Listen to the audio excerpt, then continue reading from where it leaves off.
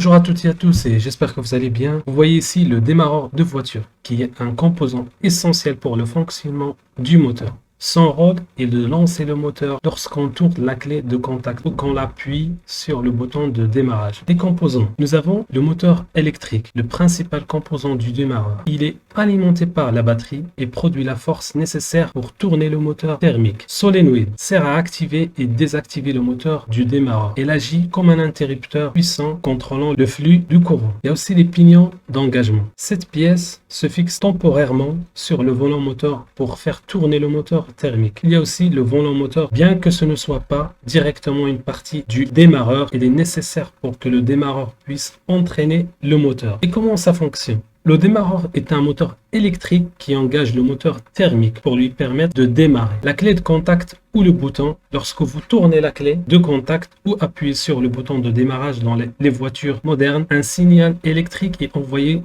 au démarreur. Solénoïde. Ce signal active le solénoïde, une sorte de relais électromagnétique qui permet d'envoyer du courant au démarreur. Engagement du pignon. Le solénoïde actionne un petit pignon denté sur l'axe du démarreur. Ce pignon vient en contact avec le volant moteur. Un disque denté relié au vilebrequin. Le moteur du démarreur se met alors à tourner, entraînant le pignon qui à son tour fait tourner le volant moteur, lançant ainsi le processus de combustion du moteur thermique. Désengagement. Une fois que le moteur thermique tourne de manière autonome, le pignon de démarreur se désengage automatiquement pour éviter tout dommage.